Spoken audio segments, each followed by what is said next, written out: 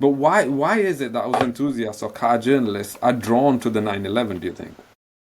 Go on, Shazad. I feel this is all you, but No, I he have asked you. thoughts. He asked you. You have to tackle this. I You're heard asking it's the wrong because of the one, mate, yellow because 911. I don't like 911s. I think they're cars driven by pricks. I don't like the people who. I don't like anything about them. But the 911 was never on my bedroom wall. I don't like it. I'm not particularly obsessed with Porsche the way that many journalists are. I tell you, I was into Ferraris. I was into Magnum PI TV Yeah. cars, and the Porsche 911 was never a TV car for a lot of people. I like cars like Transams because of Knight Rider. All that stuff was cool because the people driving them were cool. They were something a skinny brown kid could never be, David Hasselhoff could never be, the kind of person. But 911 was driven by pricks, still is to a large extent. A brown car guy.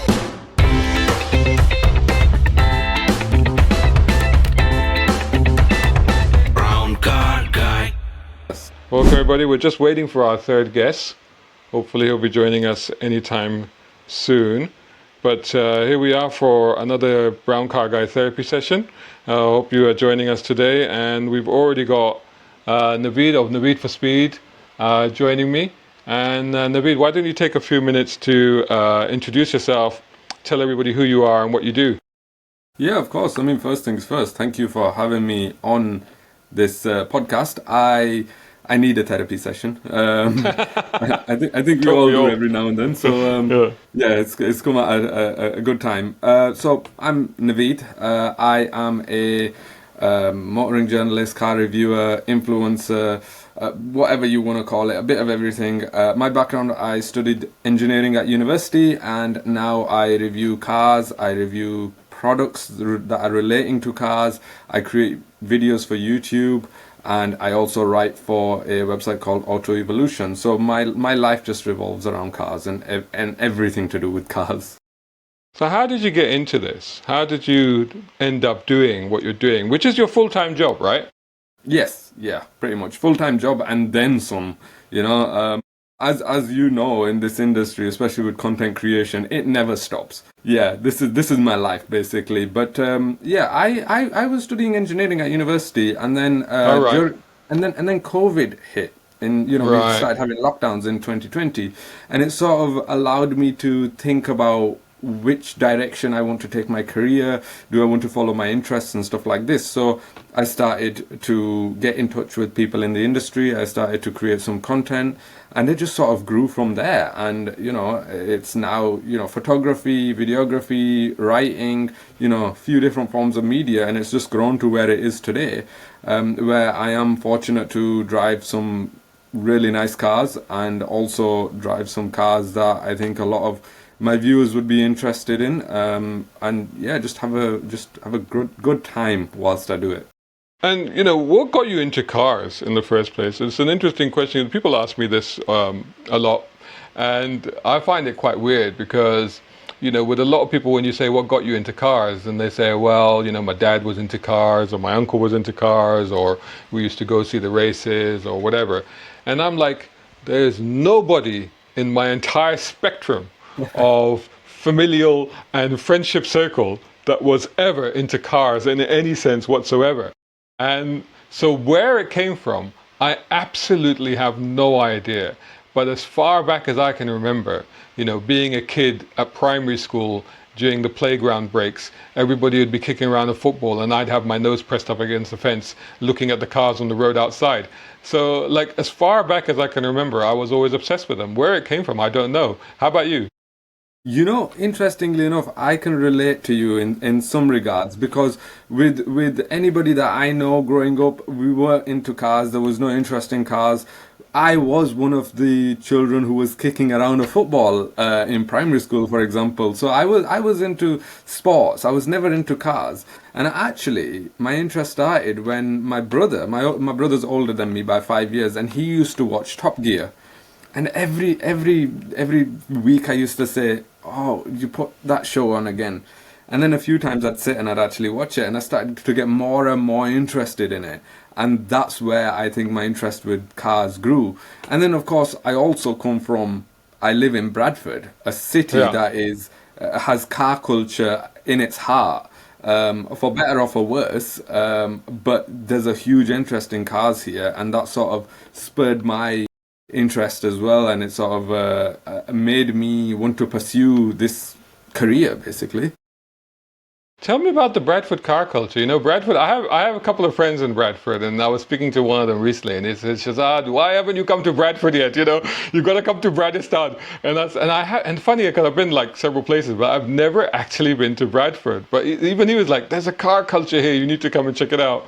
Oh, you know what? You are going to love it. There's a car culture and there's a food culture here. If you want food, this is the place to come, because that's how we entertain in Bradford. You come over and we say let's go out to eat, for example.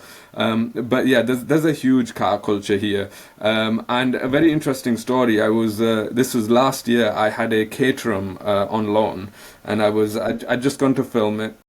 And I was driving back home, and I was driving through Bradford city centre, and of course it's a caterum. It's going to get attention. It's going to get looks, and people are gonna, thumbs up, and they're going to appreciate it.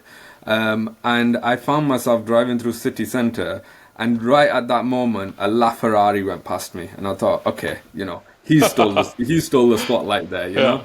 But that's what you can find in Bradford. You can find supercars here. You can find classic cars here. You can find all sorts of cars here. There's something for everybody if you know where to look. Yeah, a LaFerrari driving around Bradford. That's not something you'd expect, really, is it? Yeah, of course, yeah. I mean, I've been to many car shows, and I've seen some incredible cars. But then you see some really nice cars here on the streets, and I imagine it's somewhat like London, right? I mean, you've got so many people living there with so many different backgrounds and cultures, and it all mixes together, and then you've got a big car scene there as well, right? Oh, yeah, definitely, yeah. But the thing is, like, I mean, you don't really would see a LaFerrari. I mean, you might if you like hanging around, with all of the car chasers, the paparazzi who hang out in Kensington and Knightsbridge, and that's sort of the places where you might see those sort of cars. But invariably, those are cars that have been shipped over by, Middle East tourists, So it's that sort of market. But certainly surprisingly, I'm seeing more and more classic cars in the London area. And part of me likes to believe that maybe that's got something to do with the emissions regulations, because if your car is older than 40 years, you don't have to worry about ULEZ and what have you. But I'm definitely seeing more, even like ordinary stuff, like, Minis and Morris Minors and Beetles and stuff like that. Well, I was going to mention about the ULEZ, because you did a lot of reporting on ULEZ and when it was all kicking off. So this is where I want to lead on to journalism as a whole, because I kind of alluded to myself being a motoring journalist, but I wouldn't explicitly say I review cars. But that sort of investigative journalist, that reporting on what's going on, that's what I saw from yourself, and it leads me on to that whole imposter syndrome, because you come into this industry and sometimes you feel like, well, should I be here? What has got me here? Why am I here? There are people here that are so much more qualified than me, or so much more experienced than me, and they're doing what I would think of as the real work. And it just hold that thought for a second. Hold that thought for a second whilst I welcome Mr. Late Latif, as we say in our culture. Badmash. Where have you been, Imthishan? I was having a meeting with a man about coffee. How are you, gentlemen? About coffee, I could do with some of that. So, Imthishan, just before we introduce you to the audience, just introduce you to each other. So, Imthishan, meet Naveed. Naveed, meet Imthishan. Naveed is an up-and-coming, promising young car reviewer here in the UK. He has his own channel, Naveed for Speed, and he also freelances. And grizzly old Imthishan is my partner in crime from Dubai.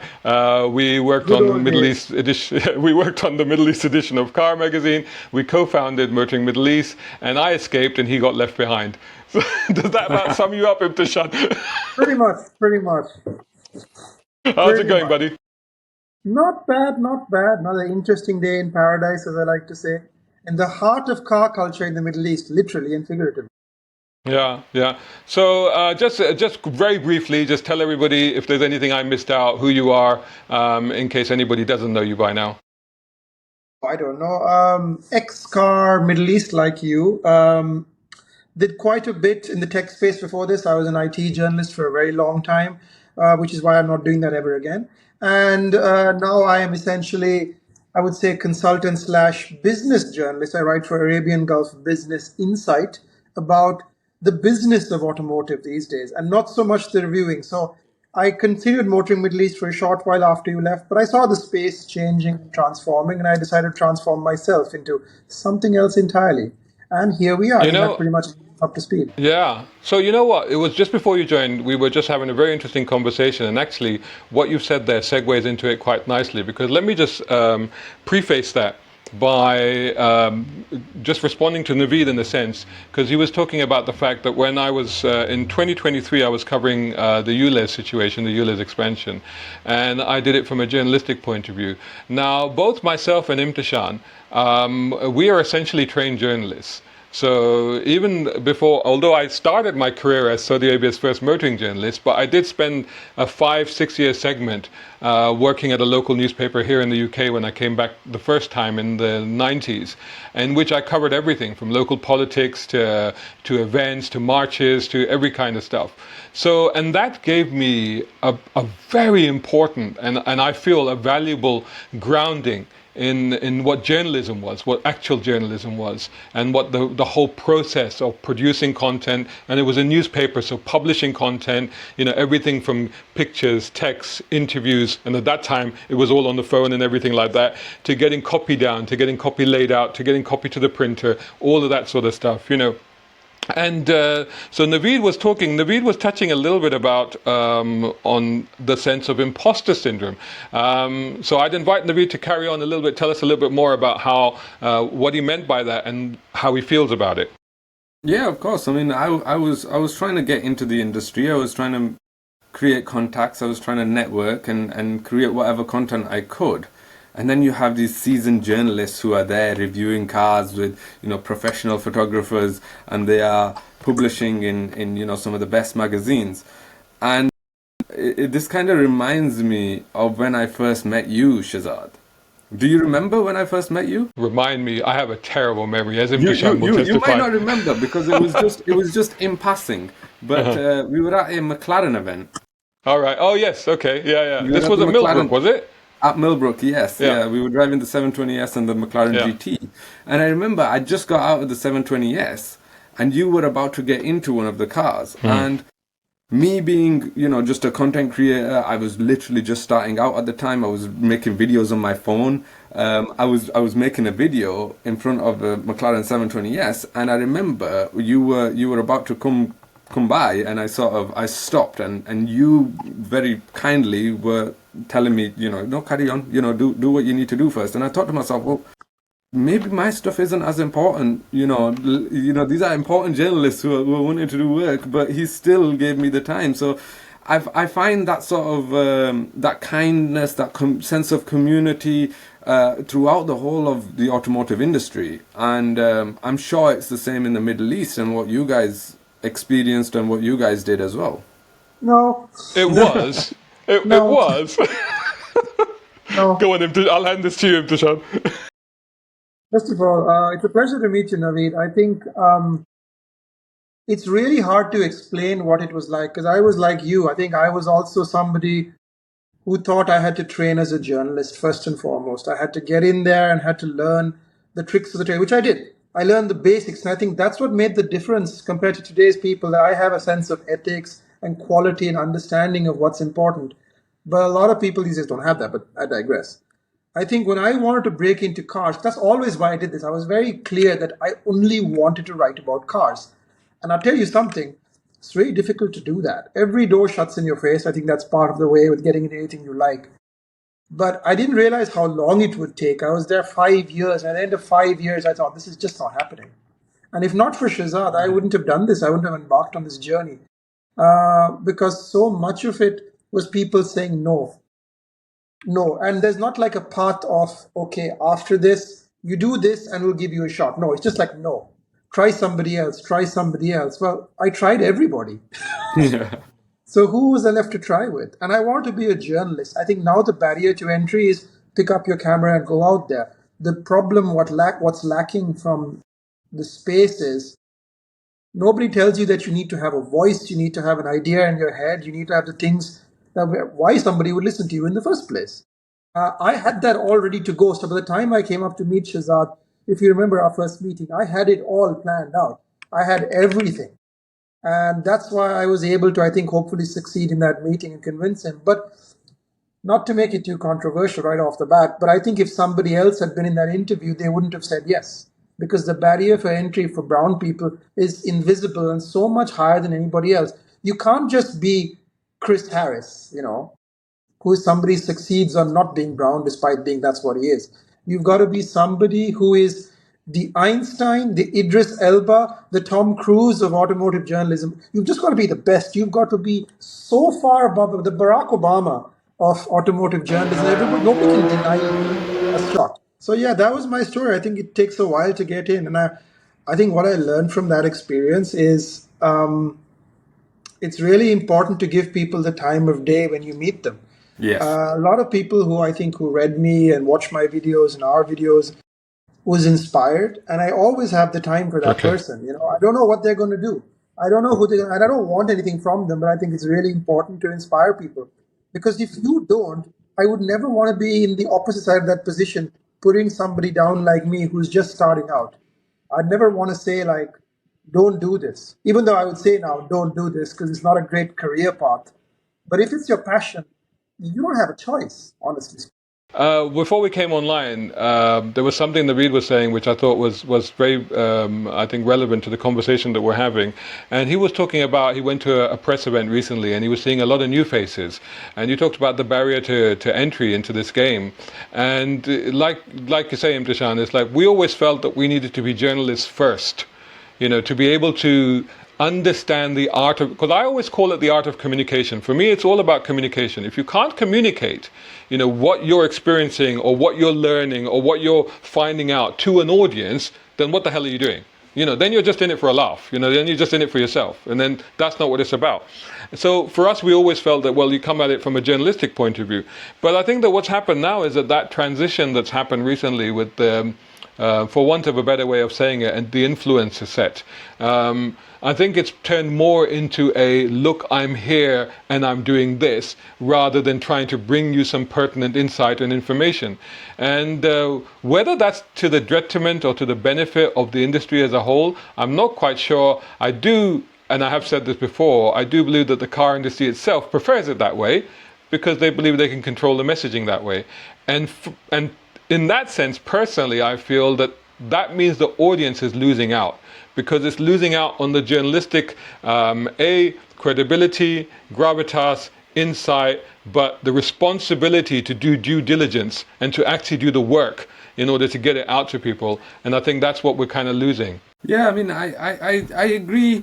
I do think that it's a lot easier to, the barrier of entry is a lot easier, but I'm not here to talk negative about anybody, because I come from that. I started off as an influencer, and I would probably still say I am an influencer. It's just that I do, writing, and I do, a lot of other stuff on the side of that.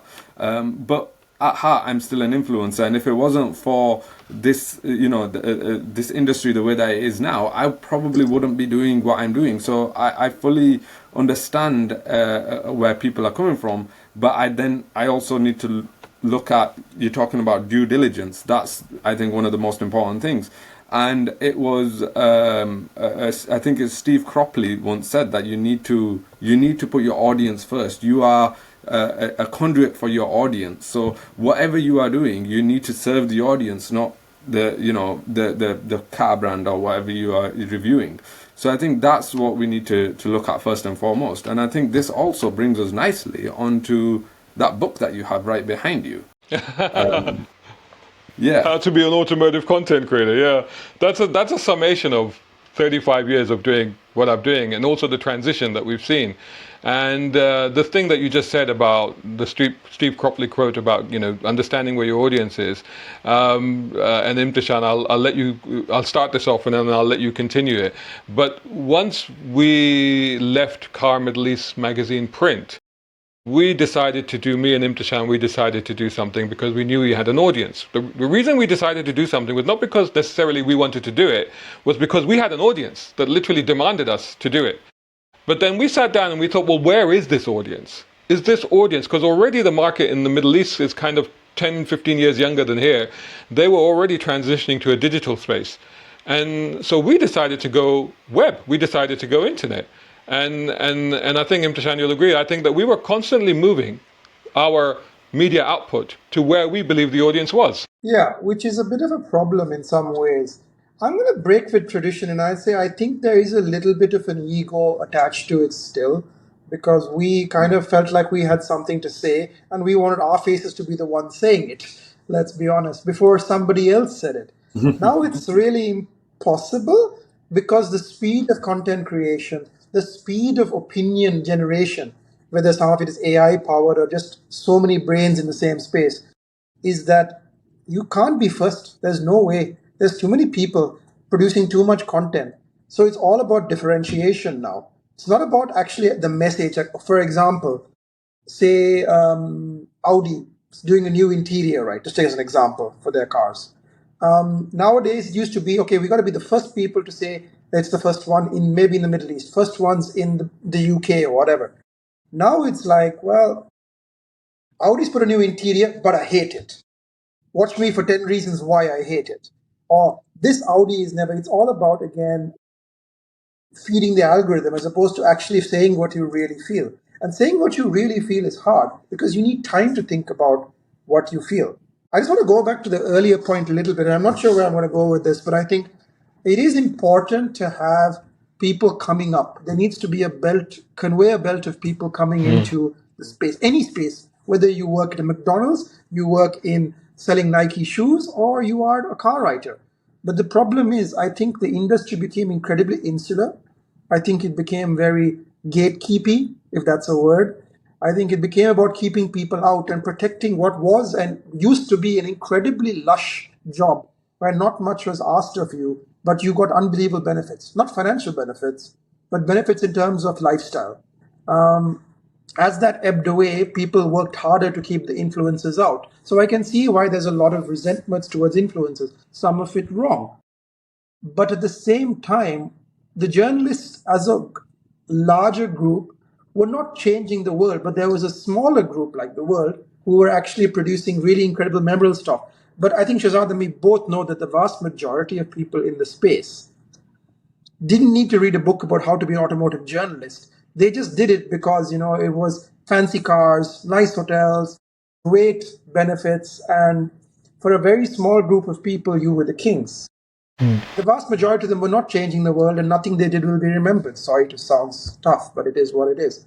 I think I came in there with that sense that I didn't want to upset that apple cart. I came in there with the sense that I purely just wanted people like me to be heard, because that was what was not heard. And again, Shahzad took me in and gave me that shot, but I just don't think there was that kind of people listening to us. The kind of cars that we talked about. I know what it's like on your side of the fence, Naveed, but I just don't think people were hearing us. Well, before you respond, Naveed, I think one thing that's very important is, and something I do talk about in the book, is the fact that what digital enabled. So when I started out, in the old days, back in 1989, Pre-war. pre-war in Saudi Arabia, I knew what I wanted to do. I wanted to write. I loved writing. Actually, that was my first love, was writing. I wanted to write. I loved writing and I loved cars. And I thought I want to combine these two, and I want to be a motoring journalist. And I did it in a space where there was no motoring journalism. But the fact was that at that point in time, you were not able to reach an audience in any way whatsoever, unless you were published in a newspaper or a magazine or something like that. That was the only way you were ever going to reach an audience. There was no other way you would be able to reach it. Okay, you could go like the small press route. You could do stuff like that. But that's a very tiny segmented market. Now, the difference between that time and now is that anybody with one of these can reach an audience. And that audience could be your friends or your family, or it could be millions. You just don't know. It depends on your content, and it depends partly on luck as well. But anybody can do that. And that's both a good thing and a bad thing. It's a good thing because, like I said, it's the democratization of media. And it means that everybody then has a voice and everybody can talk about, what they think and believe and get their point of view across. But it's a bad thing because then you get a lot of you get a lot of rubbish with the good stuff, and that's the trouble. And then it becomes down to a discerning audience to try and sort between the good stuff and the bad stuff. And I think that ultimately quality will still shine through. So hard work, dedication, and effort that you put into your content, I think that will still always shine through and get audiences. But sometimes I do feel a bit despondent that I'm a bit wrong on that. So I don't know. I mean, it's up to you guys to correct me. But because as Imthishan knows, I've always been about trying to get the right content to the right people, in the right way. But sometimes I see people, like you say, going, 10 things I like about this, or 5 things I hate about this, or look at me, guys, I'm here, or I'm about to throw this car off a cliff. Look at this. And I'm going, oh, really? Is that what it takes now? And if that's what it takes, I'm like, well, I'm done. I mean, it's like, it's that sort of thing. But I'd like to hear what the younger panelists believes on this. No, I do think, like you say, yes, it is a good thing and it is a bad thing. It's good because it means that we get the sort of competitiveness, the quality is higher overall. In order to set yourself apart, you need to produce quality content, not quick content. People are going to wait for your content necessarily if it's better. It's not good because it means that there's so much content out there that some of it, like you say, is rubbish. When I was at university, they told us that people used to come to the library, they used to try and look for a book. If they couldn't find that book, they would have to get that book ordered in, and it was difficult to find information. Now, since everything's gone more digital and the internet is everywhere, there's too much information. So the issue you have is having to sift through all that information to find what's relevant and what's important for you. And I think that's the same thing here in terms of the content. And then you talk about, this whole, 10 things that I like about a car, or, what people are going to do. How we search things has changed as well, and how we find things has changed as well. And with all the noise, you have to try and, put your content first. That's why you get stuff like that. And I think it's important that we continue to have good quality content that is, found and accessible and easy to read, easy to follow. This sort of content, I've been told that I should try this, trendy content for, jump on the trends and there's a new sound, so use this in your content and stuff like this. It's gonna mean that your content is gonna go viral. Yes, content with that sound or content following that trend does go viral, but for every 1 or 2 videos that you see following that trend, there's 1,000 videos that have failed, right? And then it's all about your brand. You talk about an audience. I look at it from a more digital perspective. It's the brand that you create. As soon as the call started, you said Naveed for speed. That's how I'm recognized. And it's the brand that I've created. But the brand that I've created isn't a brand that follows trends. It's a brand that tries to report on what I feel when I'm driving a car, or what is important to the audience. And how the audience views your content has changed as well, because like we were talking before the call, it's more about what spec can I get this car in and what features can I get in there, which you can just find on a spec sheet or on the manufacturer's website. But they would just like that in a different form of media through a video, and that's totally okay. That's how people understand and take their media, how they absorb their media. But it just means that there is a risk that the quality of content can go down in general. So you just have to try and compete to find your way to the top. Imthishan, in this era of ChatGPT and Google AI, when, like you said, like Naveed says, the people are looking for spec. I mean, nowadays, you do that Google search, it won't even take you to a website anymore. It'll just give you the spec that you want.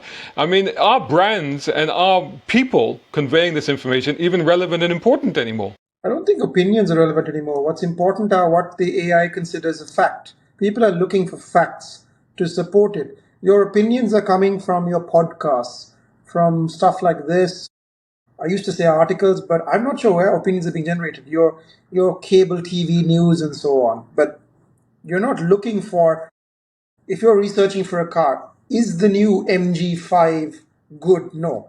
You just go, tell me about the MG5. What does it have? Does it have X feature, B feature, Y feature, etc., and so on? But you're not actually asking, is it good or bad?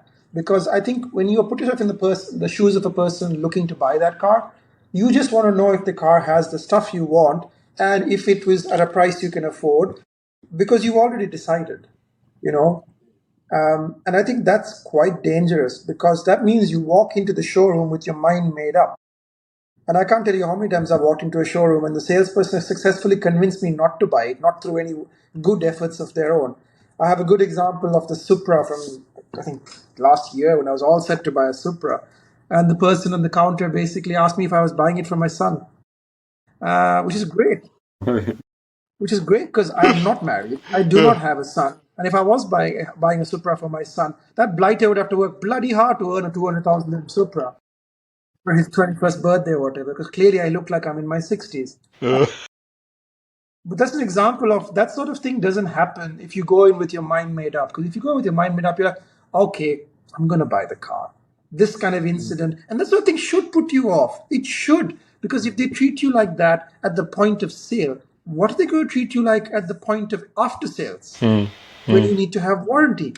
And it's not like the UK when we have multiple places to go if you don't like that deal. And Dubai is just one person to go to. So it's very important to get that interaction right. I think, Shazad, we did some work on this years ago. And we found that it's really bad. Yeah, They're yeah. really bad at this. They're bad here as well, to be honest. I've heard some horror stories. I'm sure you have in Naveed. Naveed in Bradford, I'm sure it's a smaller market there. Although you said there's a big car culture in Bradford. Yeah, I mean it's not a small city, but it's not a Right. large city either. You get all sorts of car brands here. You've got main dealers here. You've got there's loads of cars. I mean, talking about these new Chinese cars, Yeah. we've got all sorts of those cars.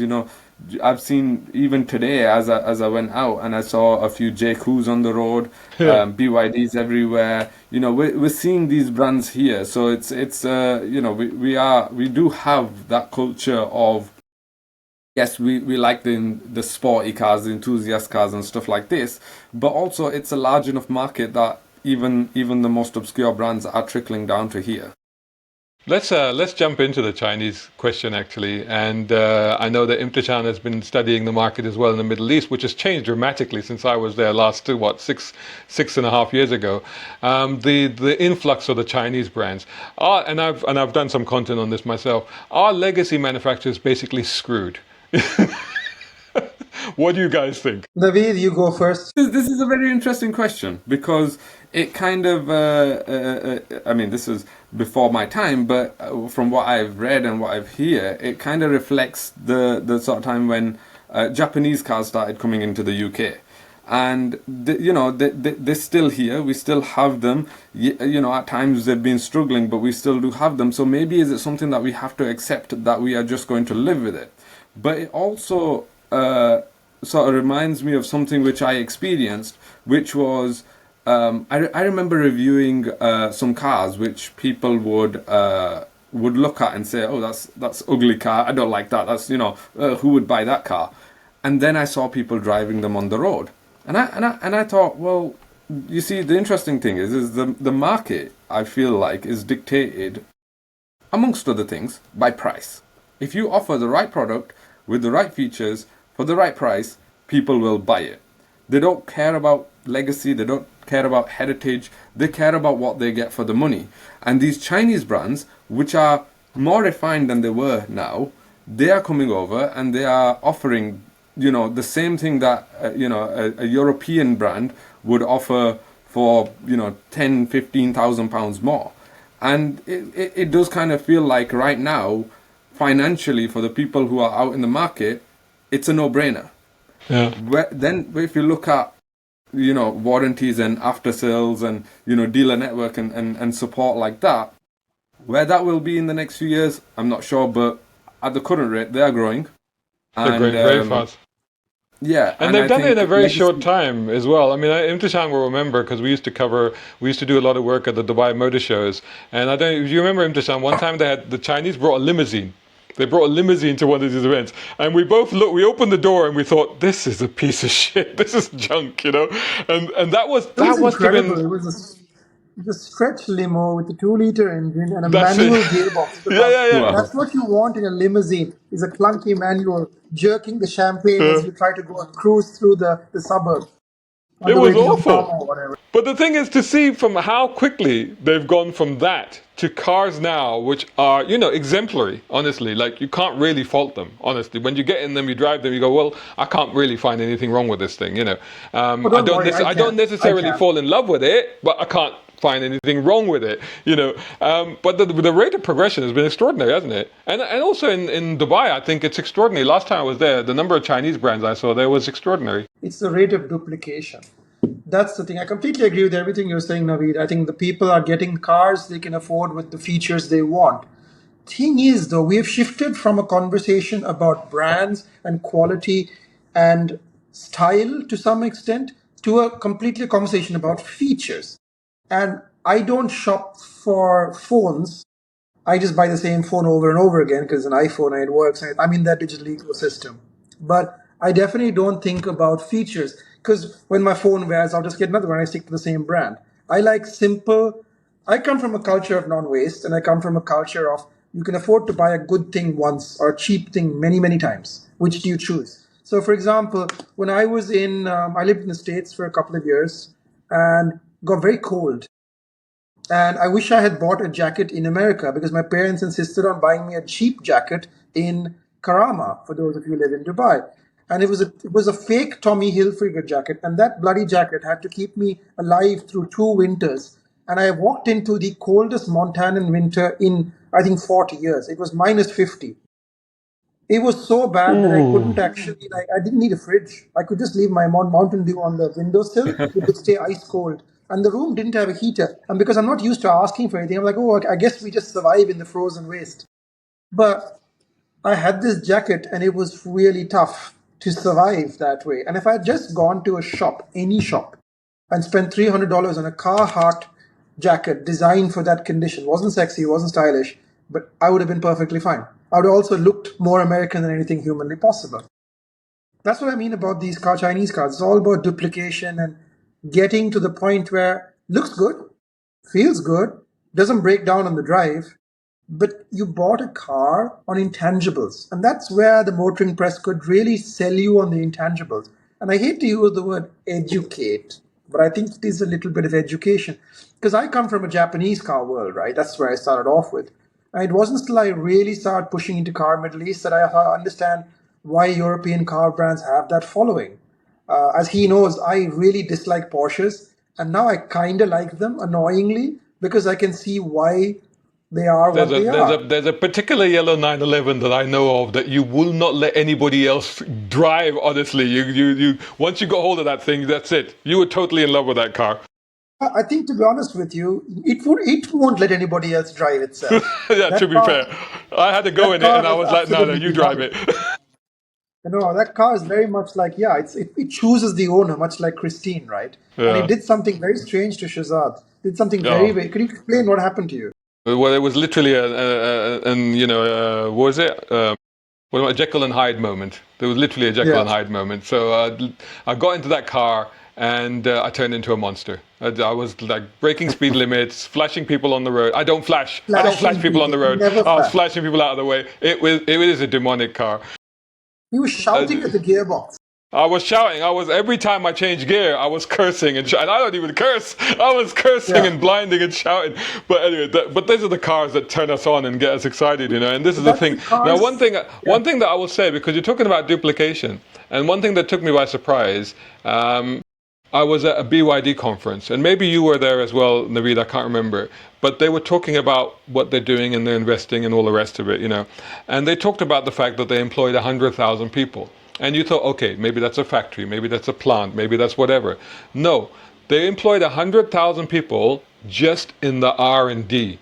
So that was 100,000 people just employed to think of ideas, to innovate, to refine, to improve. That's 100,000. And when you think of it, and I looked at it, I said, well, let me see what Volkswagen does, or let me see what the other companies do. And the figures were around 20,000, 25,000. And you go, when you're talking about that sort of level of numbers, you're like, yeah, they're all screwed. Because the amount of innovation and technology and the vast leaps. I just saw somewhere, this is non-automotive related, but I just saw somewhere on my feed, somebody in China has come up with a material that can survive 1,200 degrees centigrade.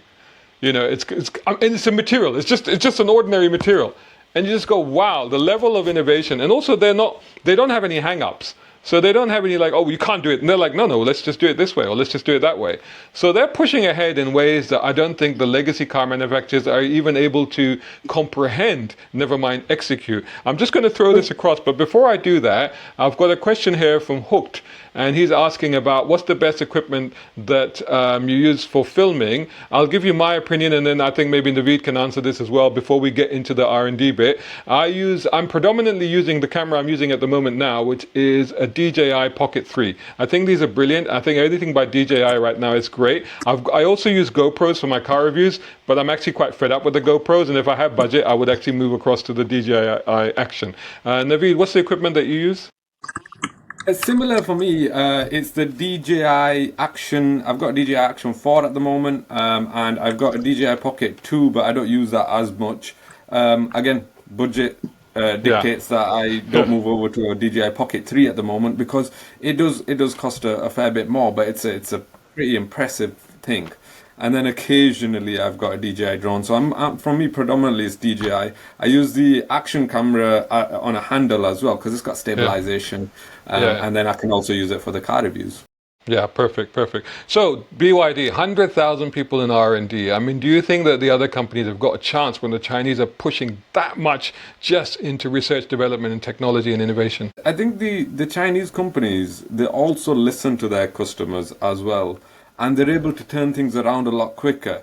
The first BYD cars that came to the UK had "Build Your Dreams" written on the back. Customers expressed that we think that's a bit cheesy. And then the subsequent cars after that didn't have "Build Your Dreams" written on the back. And if you compare that to some of the European brands, where they're putting certain powertrains in the car, and the customers are saying we don't want that, or they're designing their cars in a particular way, and the customers are just not buying them. They need to look at what their audience is after, and I think the Chinese do that really well. Imthishan, do you think that manufacturers are stuck between a rock and a hard place? Because on the one hand, manufacturers have always intuitively known what their customers want, but right now they've also got to abide by what the government wants, what legislators want, what authorities want, what emissions regulations want, what crash regulations want. So they're kind of stuck, aren't they? They don't have a lot of room for maneuver. So the duplication that I was talking about goes both ways. So now traditional car companies are having to kind of copy the Chinese speed of development. And that comes with its own problems, because the expectation you have is very different for a traditional manufacturer versus a Chinese manufacturer. And I don't really understand this. I'm mystified that people give a lot of rope to Chinese car companies because they're like, oh, but they're new. I'm like, but these are not like, Johnny Sam and Mama Sung in their house, sitting and going, okay, we'll just make a phone, or we'll just make a startup car. These are rich bloody companies from China, right? These are not beginners. They are industrial companies. They're huge companies. You need to treat them in the same level of sort of discerning that you would do for anybody else. I'll give you an example. Ford makes a product that you have in the UK called the Ranger Raptor. Okay, the Ranger Raptor is a great mid-sized pickup. It did really well in Dubai as well. I think we have a slightly more powerful version than the one you get, because I think you have a detuned or diesel. I'm not sure. We get the diesel. You get the petrol. Yeah. Yeah, we get the petrol. It's a really good car, and a lot of people start buying it because it was at a price so that an off-road car could be used. Like the really expensive Raptors are really expensive now. They're like 400,000-500,000 dirhams. But the Ranger is still around 260, 270, which is expensive. But for somebody coming or upgrading from, say, an FJ Cruiser, they could easily get into a Ranger Raptor. What's the problem? You say, oh, sorry. The problem is there's somebody at the door. All right, they can wait. The reality is that when you do that, buy that car, well, they developed that car during COVID. And Ford has a very, very good development cycle, development engineers in the Middle East, a lot of things to make those products really good. But they're having problems because they develop them quickly, because they're trying to match that Chinese development. So the old range Raptors that came out in 2010. Oh, we've lost Imthishan for a moment there. Maybe it's just the person at the door. He's pulled the plug. Oh no, he's back. He's back. He's back. He's still here. I'm going to Still be back there? in 2 seconds. Yeah, just go and find out who's at the door. So, just to clarify for Yeah. people that might be watching and wondering, 200,000 dirhams is about 40,000 pounds. So when he was talking about the Ranger upper, what did you say, 500,000? So we're talking about 80, 90,000 pounds for a Ranger, which a proper Ranger, full-on, full-fat Ranger, and that is a problem. But other than that, yeah. So that's the sort of price level we're talking about. Ranger Raptors, yeah. That was somebody from Amazon. You see what digital world intrudes on us all the time. Basically, this car, which was tested in the Middle East validated for heat, all the stuff that they tested worked really well. Like the car does not overheat and it doesn't have problems with sand and it works on the terrain. The suspension is tuned for our region. It's really an incredible product. I have nothing bad to say about the way it drives. There is one wee problem though. Actually, two wee problems as you're a Scotsman. Number one, the way people drive in the desert is very different from how they drive in Australia or the UK or even the US. If a dune is like this, most people drive on the side of the dune, and then they slide down or they go up and they go down. People in the Middle East tend to drive on the dune itself, on the ridge of the dune, crushing the dune. And that wouldn't be a problem, but the fuel tank is made of plastic. And what happens is the fuel tank bends inside. So they're replacing fuel tanks on Ranger Raptors because they have they kind of have to. Because you kind of a big triangle shaped fuel tank. So they should it's easy fix, just put a skid plate. But they didn't do that. Problem number two, slightly more problematic. People in the desert out here drive these cars real hard and they smash into the dune and go up, right? Smash into the dune because you got to get the speed to climb these big dunes and the car has the power. It's no problem. You can even increase the height a little bit. There are lots of little tweaks you can do, which people are doing. Because they didn't reckon with how aggressively people drive in the desert out here, the front differential is mounted to the frame. The mounts that hold it to the frame are breaking and cracking. And the problem is the only way to fix that, honestly, it's not the diff itself, it's the frame, is to replace the entire frame. The entire chassis of the Ranger Raptor has to be replaced. They've done about 12 or 15 of them in the region. And it won't stop until they roll out the updated version. So that's tough that a car that was developed hastily, quickly, you won't find those problems. You need to give it time to also... There's a lot of arrogance that, okay, we've basically come from the US, we've come from Australia, Thailand. We know how our conditions are. We don't know what you do. So car's going to be fine, right? As Shazad and me know, the Middle East has a way of challenging those perceptions. And basically those cars are all breaking. But the Chinese cars are not being driven that way. So automatically people are giving them benefit of the doubt. But if you drove a Chinese car to the same level, you have the same problems. Yeah. But the Chinese are doing, I mean, did I see somewhere online that the Chinese were replicating the desert in laboratory conditions to try and simulate the scenarios? But the reality is that this nonsense back in the day from the Japanese, remember, we're making the desert in Japan. No, but you can't. But the reality is, until you're on the ground, you don't know. So going back into my ancient history, I remember. So if some of you remember the Rover ST1, the Rover 3500, the V8s, beautiful looking cars, fantastic looking cars, awesome cars of their day. I was in Saudi Arabia when the Saudi dealer decided to bring those cars in to the Saudi market. The cars were beautiful, they look great, people love them because they got V8 engines, 3.5 litre cars, they look smooth, they look sleek, they look futuristic. Within a week, they were being found abandoned by the side of the road because the good old British electronics in those cars had never been tested. They had never actually tested that in the conditions of the Middle East. And that was a problem. It's like, until you do that, you're going to get it wrong. And over again, some manufacturers that have learned from the fact that you've got to test the car in its actual environment. I remember when the Honda Prelude, the first four-wheel steer, the mechanical four-wheel steer, was coming to the Saudi market. And I know lots of young Saudis were so super excited because everybody loves gimmicks. They were super excited about this thing. First batch arrived, sold out straight away.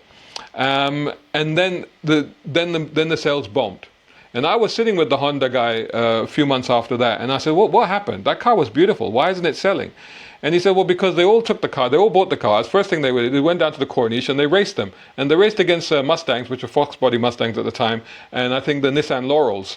And those cars thrashed the Prelude. They absolutely thrashed it. And I said, I didn't think the Prelude was that slow. He said, no, it's not slow. But the engine management system hadn't been calibrated for our fuel. So basically, so basically the engine wasn't producing the power it should have been producing.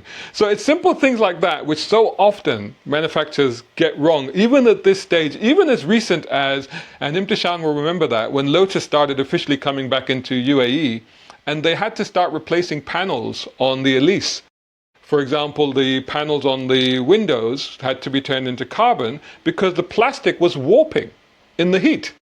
Because that's the difference between what actually happens there and what happens in Norwich. So it's that sort of stuff. You know what the fix for this is, right?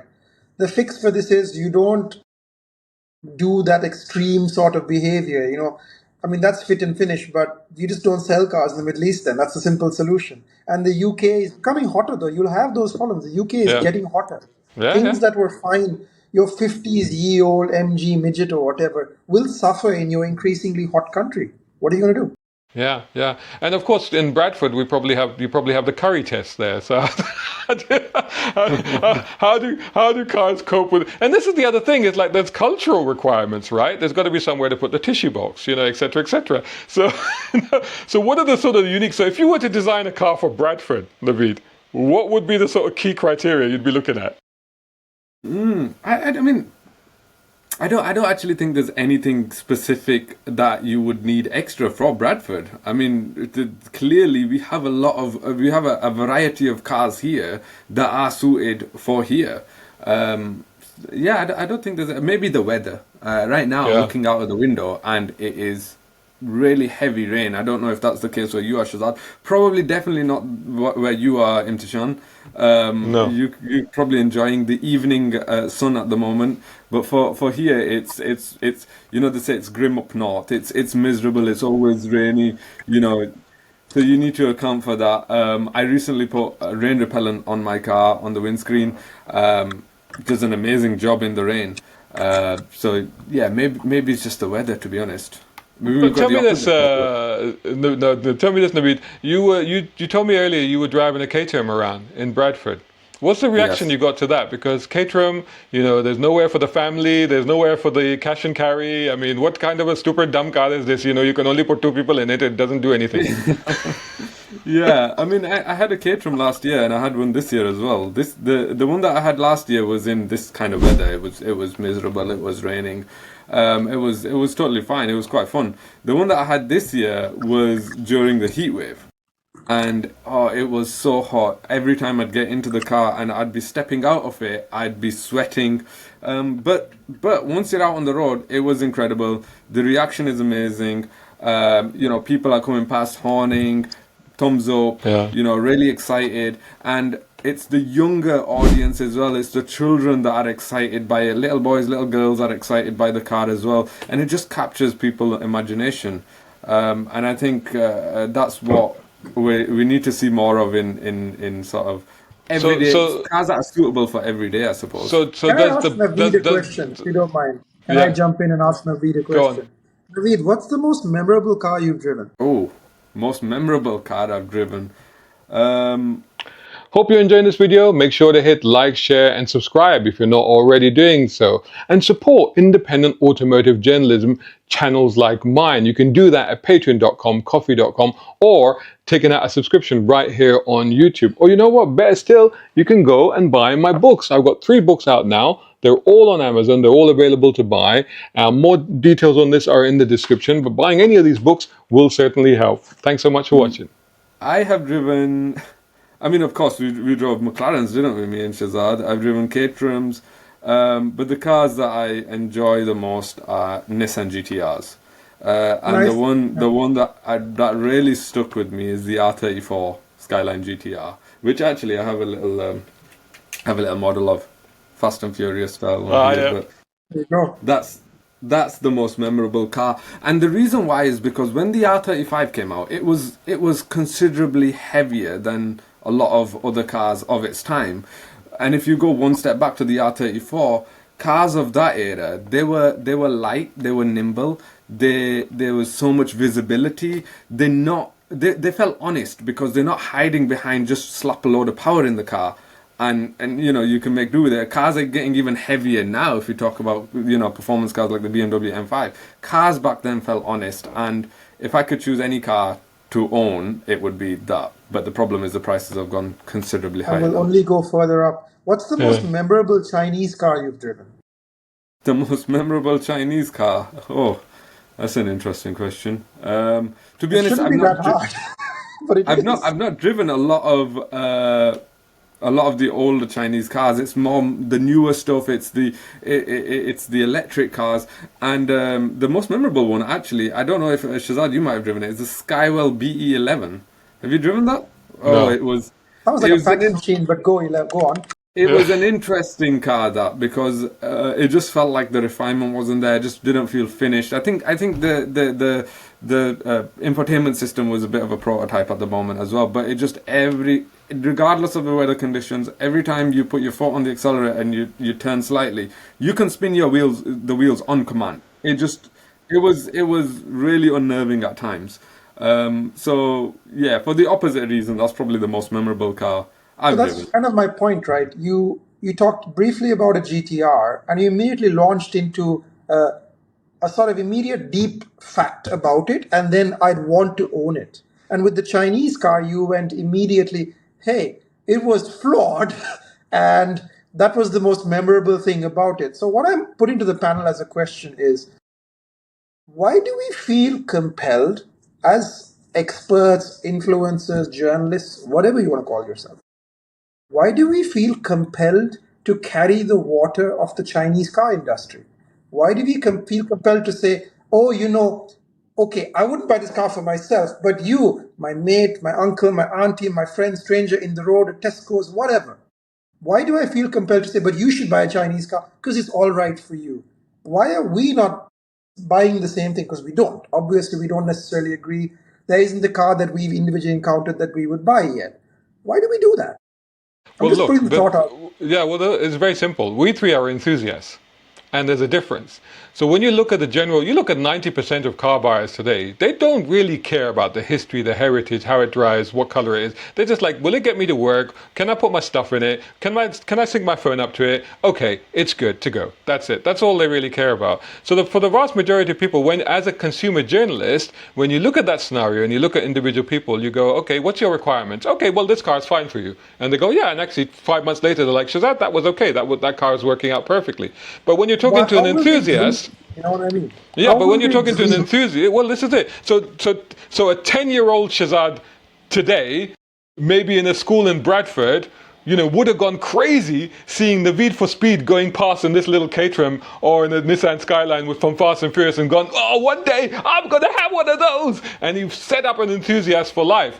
But when Naveed for Speed went down the road in a Build Your Dreams Dolphin Surf, he thought, and that was That's it. what I mean. It's like I There would was no just inspiration there. So, and I think 100%. that's what we're losing. And the question actually then boils down to that ratio of the consumer versus the enthusiast, which we are. Is that actually going to swing more towards the consumer because we're going to be ending up with less and less I want to enthusiasts? ask Naveed what he thinks because I disagree with you, Shazad, in the rare case. I don't think there is that hard line between consumer who buys white goods again from Mr. Sam and Mrs. Sung.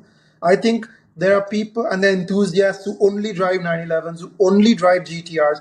I think everybody is an enthusiast. I think everybody is passionate about something. Maybe they're not passionate about cars, but they're not exposed to it because we are censoring our real opinions about these cars. So most of these Chinese cars to me are like, they're all right, they're fine. Should you buy one? No, not really. You buy any land like a Discovery or a Defender or even like a Discovery Sport, even a basic Land Rover, you still have a sense of the brand. You have a sense of something with a bit more class. I have friends who bought pretty boring Toyotas, and I really don't like Toyota as a brand. But after a couple of years, they come up to me and like, God, I wish I could buy a Porsche or a Mustang. And I'm like, but you're a sensible person. Why do you want a Porsche or a Mustang? He's like, no, but I just want one. I can't explain it. I'm like, yeah, that's good. It's passion.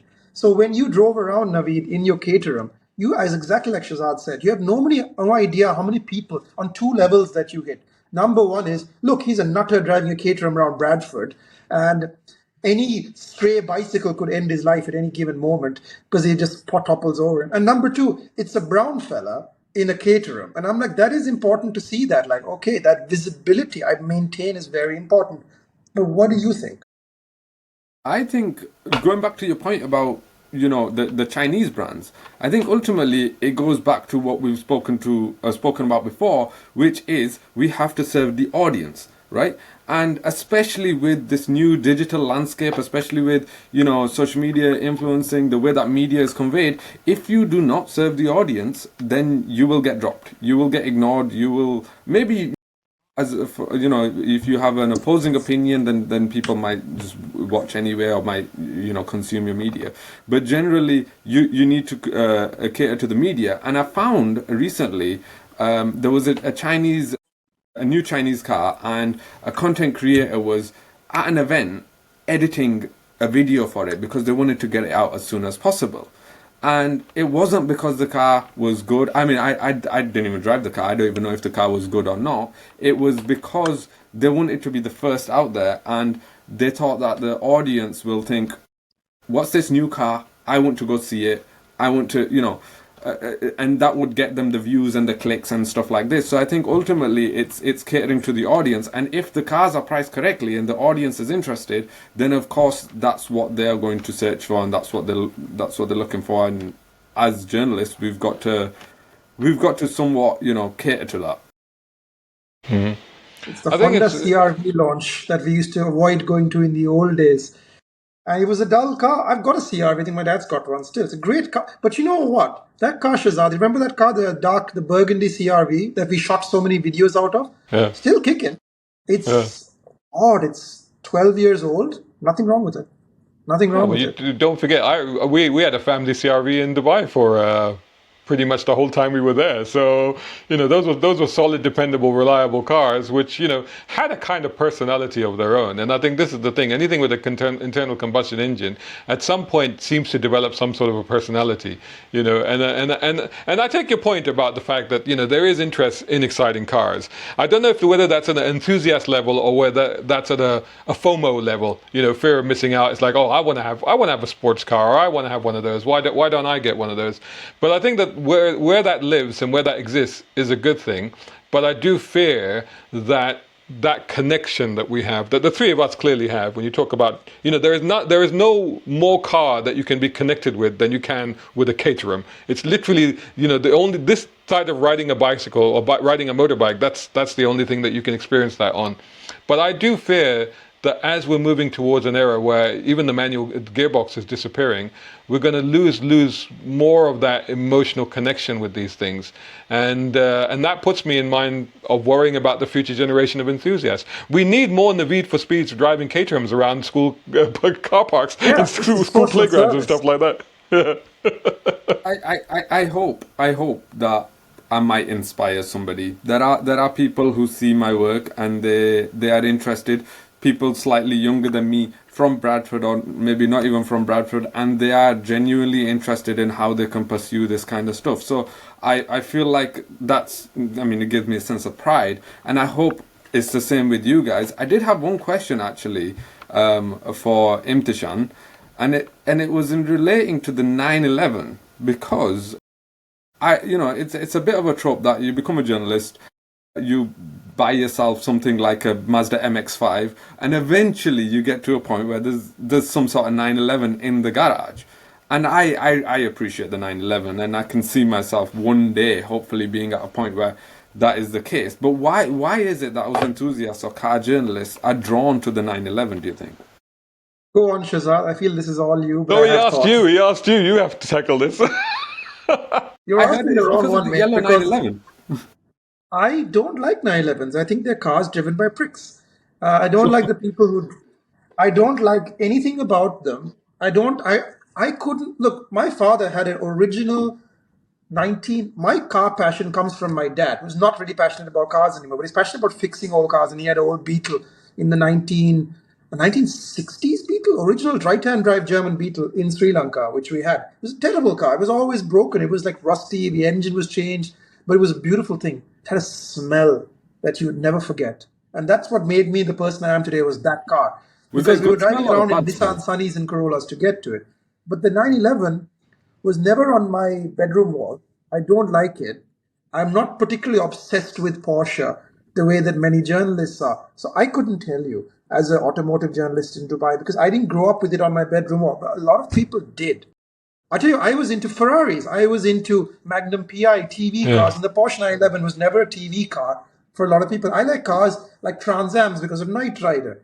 All that stuff was cool because the people driving them were cool. They were something a skinny brown kid could never be, David Hasselhoff, could never be, the kind of person. But 911 was driven by pricks, still is to a large extent. All of this stuff that a 911 denotes as a brand, as a car, is exactly what turns me off about the highbrow end of car journalism. Everybody who drives one assumes they're an amazing driver. They assume that they're a historian of the brand. They're a freaking caretaker of the brand. So when they meet you, they've got to assault you with their 911 information. I got 964. I got 964. But those 993 people, we don't like them. And you're just like, I don't care. Your car looks cool, mate. Yeah. But it would be cooler if I had a GT3. I didn't ask you. So they're just really annoying, tiresome people. And everything about their brand puts me off. But it's exactly what draws journalists to them, because there is a lot of journalists who want to be superior, for better of a lack of word. They look down on Chinese cars, just like the way I do. And all of them basically want to be the people who gatekeep and say, oh, but mate, you haven't lived till you've driven an i11. And annoyingly, now I kind of agree with them, having driven some 911s lately. I kind of get it. But Shazad, to answer your point, I think to button this discussion on the 911. You weren't there, but there 2 years previously, we had that 911, which I love, and we had Jag E-Type. It was very, very temperamental. It was fouling its plug. It was a Jag. It wasn't leaking, but it was having other problems. It cooked its alternator, or a dynamo, sorry, by day 3. Scott was driving it, if you remember, our friend Scott from Motor Trend. And I drove both those cars back to back in the night because I had to fuel them up like we were. And I kept thinking, those are the two best cars in the world. With due respect to your GTR, my friend, which is an amazing car. But to drive that 911 in the dark, it was amazing. But the Jag, which was slower, didn't have a roof, it wasn't as comfortable, and it was in every way better. The British Jaguar E-Type. And if you ask me why, I'll tell you, because you didn't care about the world. When you drove that car, you just felt good. The car made you feel good in a way that when you went through every roundabout, you're like, I feel like every playboy. I feel amazing. And if nobody's in the car next to me, it's okay. The thing about 911 and I think that is the most important thing, isn't it? Is how the cars make you feel ultimately. We have, gentlemen, we have absolutely and totally well run over the clock. So there was another question that came in, but we'll have to pick that up another time, because it was Hooked was asking what you think of running classic cars, but that's going to get into a deeper conversation. Come on, surely we can take 5 minutes and answer it. Well, but you know what? Go on then, because I've had a B30. I know that you had a DeLorean. So what do you think about running classic cars in 30 seconds or less? In 30 seconds or less, bring deep pockets. Basically, add 50% of your budget of buying the car to actually running the car, and that's regardless of whether I had a low mileage example. I had a 6,000 mile DeLorean, it still cost me quite a bit. I had a very old Toyota. It cost me 7 times the price of the car to run it. So classic cars are not cheap things, but you must do it. If you're passionate about it, like that Porsche, or you always dreamed about it, your life is not complete unless you do it, and no car will suffice. Naveed? Personally, I've never owned classic cars. Would you consider one? Cars. But yes, of course, yeah. Like I mentioned, they feel honest. They feel more pure. They feel more true. But I think from what I feel, it would have to be the maintenance, the car care. I do a lot of product testing, and I can see I've incorporated a lot of those into my own car, which is not that old. But into a classic car, definitely more important. So I'm going to bring this to a wrap now. Before we do, just to take this full circle, because we came into this conversation talking to Naveed about imposter syndrome. And, you know, and I think that that's one thing that you, Naveed in particular, should put very far from your mind. Because I'll never get past it. I will get past it. you will, Sitting you here will, talking to you you will. guys as well, especially. You will get past it, don't worry. You know, it might take a few years, but you will get past it. But the reality is that we need more people, not less. People like yourself coming through, talking about cars, firing up the enthusiasm, creating the inspiration, creating the content that gets people excited about cars. This is important. It's more important than it's ever been, and we need to see more diversity of this content as well. So thank you so much, Naveed, for taking the time to join us today. It's been absolutely fantastic to speak to you. And Imthishan, old buddy, as usual, always a laugh. Always a pleasure. Thanks. Nice to meet you, Thank you. Naveed. Thank you Great very much, stuff. guys. Nice to meet you too, Imthishan. So, shout out time, guys. Thank you so much. Hey, if you enjoy my content, why not get involved? Buy me a coffee. You can do that at either of these links. Or if you're watching on YouTube, buy me a thanks or take out a membership. It all helps. It really does.